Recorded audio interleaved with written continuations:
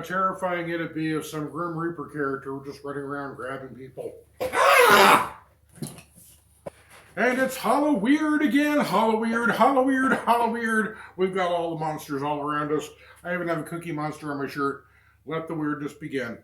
And this time around, we have The Frighteners, 1996. And this is one I've been wanting to cover for a while. And if you ask us what took us so long, well, you see, Peter Jackson, the director of The Frighteners, is already on our list multiple times. Now, that's going to come as a surprise for those of you who know Peter Jackson from the adaptation of this almighty tome. However, Peter Jackson, before he became the new Hobbit champion, he was a director of very weird movies. He was a director of horror comedies a lot, and just movies that were just packed with too much frantic stuff going on to even keep track of. So he did a lot of that. And fact is, we didn't want to overload the official list with names that are already well represented, so Peter Jackson's The Frighteners never made it onto the official list. However, he does have positions at number 297 for Meet the Feebles, 268 for Brain Dead, and 210 for Heavenly Creatures. So he's a 3 times list honoree, and you can't complain that we've overlooked his work, right? All right, we're going to nominate The Frighteners for the Apocrypha. We also have Jeffrey Combs from Reanimator in here, and he's playing possibly the most wigged out character of his career.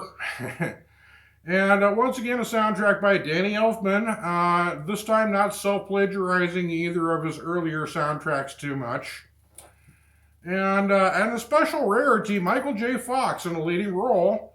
His last film leading role before announcing his diagnosis with Parkinson's. So, let's get to the recap. Heads up!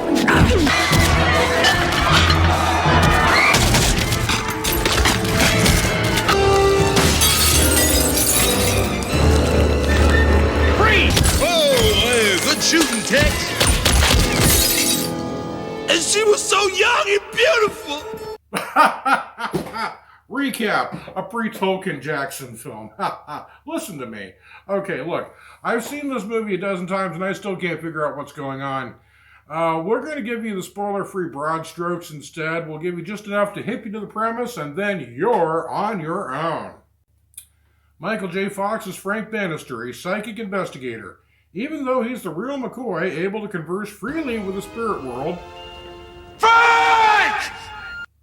Perhaps a little more freely than he'd like, he still runs a racket anyway by dispatching his ghost buddies to haunt a house so he can come in and exorcise it later. But there's a new spirit in town, and it isn't just any ordinary ghost, but appears to be the Grim Reaper himself. So there's your typical Peter Jackson shift in tone from playful nursery hijinks to the Grim Reaper himself. This character causes a number to appear on the forehead of its next victim before just popping out and killing him. Bannister can see the marks on people's foreheads and the spirit running around slaughtering the population, but nobody in town believes him. In fact, nobody in town seems to like him, period. He spends the whole movie getting yelled at by the living and the dead alike. Among his living antagonists is the editor of the local newspaper, who takes special glee in smearing his name. It is about as low as you can go. You're a parasite, Mr. Bannister, and people should be warned. And did I mention that Bannister is also still suspected of killing his wife, who died tragically in a car accident? The complex model of the afterworld this story represents, the dead have the option of taking the light tunnel to heaven after they die, but only if they accept their death. If they don't, then they become rotting ghosts in limbo. And since Bannister is one of the few who can see and hear them, they all eventually find him and yell at him for all of their problems. Corridor of light, passageway to the other side. Because I don't belong on the other side. Jesus Christ, I'm only 29. Hey!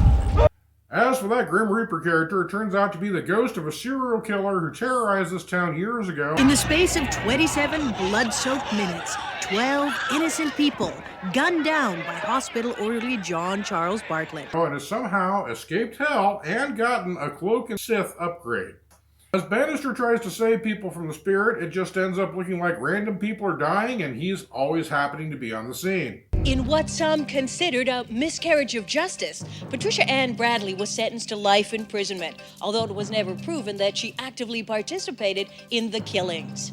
5 years ago, Patricia Bradley was granted a conditional release by the state governor. Meanwhile, the girl who played the Bonnie to the serial killer's Clyde is still living in this town. Her name is Patricia, and she is eager to help her former accomplice once he's back in action. This causes local law enforcement to reach out to FBI agent Milton Dammers, played by Jeffrey Combs, as one of the freakiest characters ever conceived. I came by train. I was going to take the flight, but I didn't feel good about the plane. Did he use excessive amounts of table salt during his meal? What? Answer the question. He doesn't just chew the scenery, he brings his own bottle of barbecue sauce for it. Dammers is intent on framing Bannister, and if he can't, he just wants to kill Bannister and everything he holds dear. There's already way more story than we need, and there's still a boatload of subplots and characters to wade into. Pre-Tolkien Peter Jackson believed in packing each movie with 2.5 movies, and if that's more movie than most of us can stand, then that's just too bad. So what happens? Everything!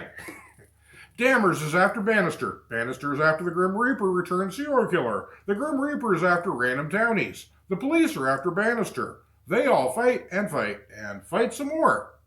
But that's still leaving a lot of details that we have to get to. Would you believe R. Lee Ermey playing the same leather-necked drill sergeant he played in Full Metal Jacket, but the ghost version in charge of a graveyard barracks? Jesus! Frank Bennett! What the hell are you doing in my graveyard? You have been told to stay away! Sound off like you've got up here! Tell me you saw that one coming. Beloved character actor Troy Evans is a hard-boiled town sheriff. He's world-weary and done with everyone's nonsense, making him a great foil for Jeffrey Combs' off-the-rails FBI man. Go home. Okay. Jeffrey Combs plays FBI agent Dammers like a fruitcake surprise. He's campy, sissy, pathetic, warped, dangerous, unpredictable, and mentally scrambled. My body is a roadmap of pain. The power of the mind.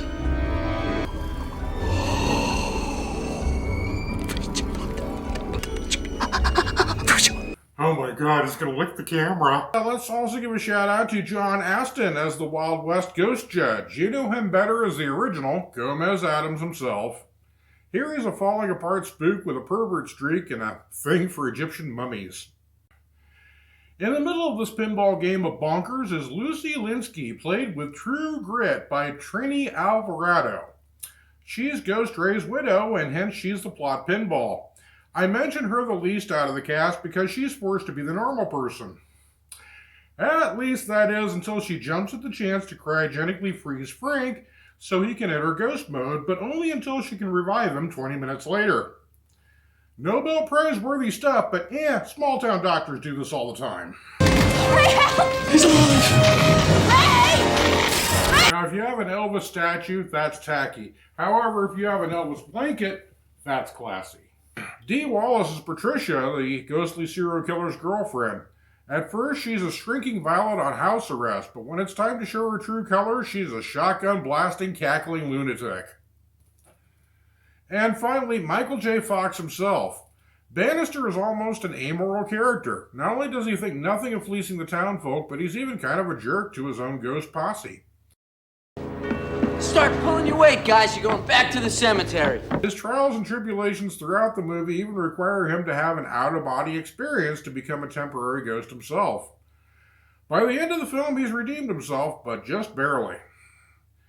The special effects were done in-house by Jackson's own production team, and at the time made this the most effects-heavy movie ever filmed to date. They got especially lucky here crossing the 1990 CGI divide because the effects still hold up today. The Grim Reaper is especially scary, and the chase scenes never fail to thrill. So is The Frighteners a weird movie? How could it possibly miss? Here is a serial killer, unmasked, but just his face dribbling down the side of a grave marker like so much seriously expired pancake batter. Or here's a scene where a ghost possesses a painting which is trying to choke Bannister. Or here's FBI agent Dammers. Look out, he's wearing a lead breastplate. I'm wearing a lead breastplate! Kind of that. Just Jeffrey Combs being bonkers. Business. I deal with your type every other week. Piss on your hush puppies. You could go on all day. The Frighteners is a roller coaster ride through a funhouse, wildly overstuffed with excess that you can barely catch as it's flying by. You can never predict what's going to happen from one minute to the next in this twisty-twervy plot. It even works as a satisfying murder mystery, not that you'd be able to follow it on any particular viewing. I love every minute of The Frighteners, which is a rightfully deserved cult following today. But you have to ask, especially in the tepid box office year of 1996, when Independence Day was the biggest movie of the year, why this movie isn't better known. For one thing, The Frighteners suffered a ratings hit. Jackson made it as a PG movie and was shocked when it came back with an R rating. So he sat down to re-edit the film and said, well, let's show them what an R rating is all about. Even notwithstanding that, The Frighteners just did not seem to connect with audiences in 1996. I keep hearing about this was a scary, dark comedy that was too dark. Well, nothing's ever too dark for me, and if it's too dark for you, that's because you are a wimp. But the movie is short of likable characters, I've got to admit, and it's a pretty melancholy view of the sucky afterlife. It is wildly uneven, playing like a Coen Brothers adaptation of H.P. Lovecraft.